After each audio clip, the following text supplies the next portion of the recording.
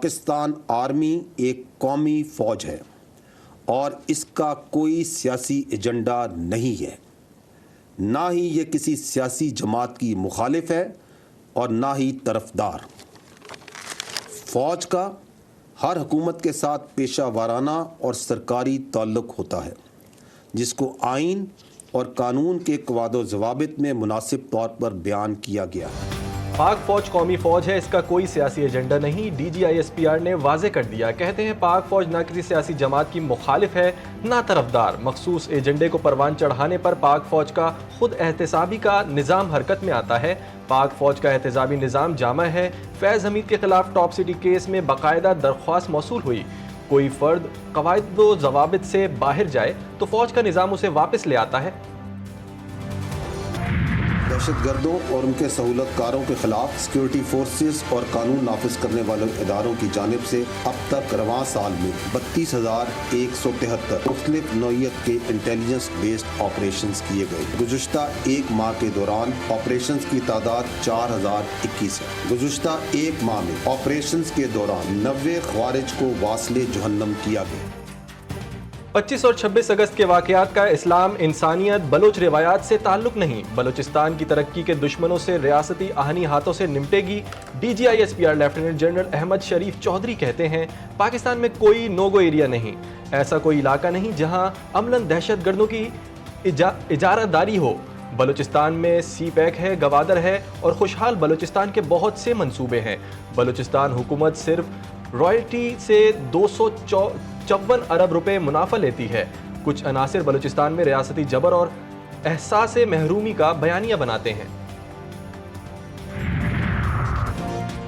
بلوچستان میں امن و امان سے متعلق وفاقی حکومت کا بڑا فیصلہ۔ ذرائع کے مطابق صوبے میں سیکیورٹی فورسز کو خصوصی اختیارات دیے جائیں گے۔ دہشت گردی کے شعبے میں کسی بھی مشکوک شخص کو حراست میں لیا جا سکے گا۔ وفاقی کابینہ نے انسداد دہشت گردی ایکٹ 1997 میں ترمیم کی منظوری دے دی۔ ایکٹ میں ترمیم کے لیے قانون سازی کی جائے گی۔ ترمیم سے سیکیورٹی فورسز کو دہشت گردی کے خلاف مؤثر آپریشن کے لیے قانونی تحفظ ملے گا۔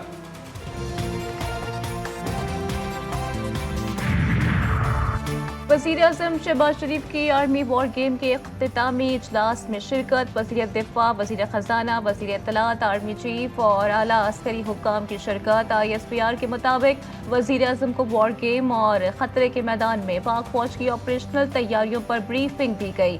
شہباز شریف کا پاک فوج کی آپریشنل تیاریوں پر مکمل اظہار اطمینان۔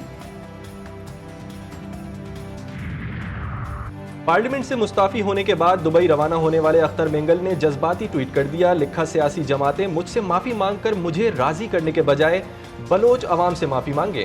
پاکستان میں قانون کی حکمرانی ہوئی تو دوبارہ ملیں گے۔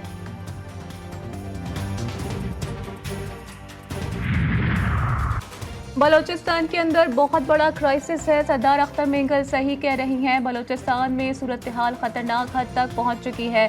کے پی کے میں پی ٹی آئی کی حکومت نہ ہوتی یہاں بھی کرائسس ہوتا۔ بانی پی ٹی آئی کی اڈیالہ جیل میں صحافیوں سے گفتگو، کہا پاکستان میں سرمایہ کاری نہیں آ رہی، قرضوں پر قرضے لیے جا رہے ہیں، حکمرانوں کے پیسے ڈالرز میں باہر پڑے ہوئے ہیں، ملک ڈیفالٹ کی طرف جا رہا ہے۔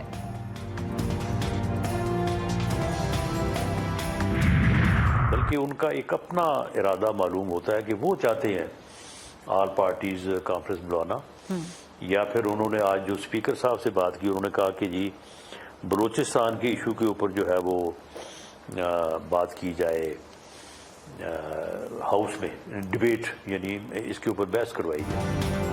بلوچستان کے مسئلے پر پی ٹی آئی چاہتی ہے کہ آل پارٹیز کانفرنس بلائی جائے، فی الحال حکومت کا ایسا کوئی ارادہ نہیں۔ وزیر اعظم کے مشیر و نون لیگی رہنما رانا ثناء اللہ کی جی ٹی وی نیوز کے پروگرام جیف اور غریدہ میں گفتگو، کہا تحریک انصاف نے ایوان میں بلوچستان کے مسئلے پر بحث کرانے کا بھی مطالبہ کیا ہے، جس پر اسپیکر نے دیگر جماعتوں سے مشاورت کے بعد جواب دینے کا کہا۔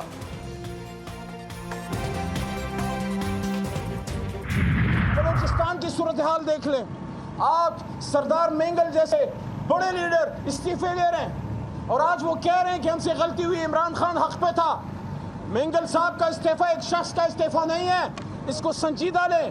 یہ بلوچستان کی طرف سے آپ کی سیاست پہ عدم اعتماد ہے۔ خدا را بلوچستان کی صورتحال پہ نظر ڈالیں۔ سردار اختر مینگل کا استعفیٰ پریشان کن ہے. بانی پی ٹی آئی نے ہمیں ملک کو شیر و شکر کرنے کا ٹاسک دیا. تحریک انصاف کے رہنما علی محمد خان کی میڈیا سے گفتگو. بولے ارباب اختیار بلوچستان کے مسئلے پر سنجیدگی کا مظاہرہ کریں. سلمان اکرم راجہ نے کہا کہ ملک میں ظلم و ستم کا نظام نہیں چلے گا. 8 سپتمبر کا جلسہ ہر حال میں کیا جائے گا.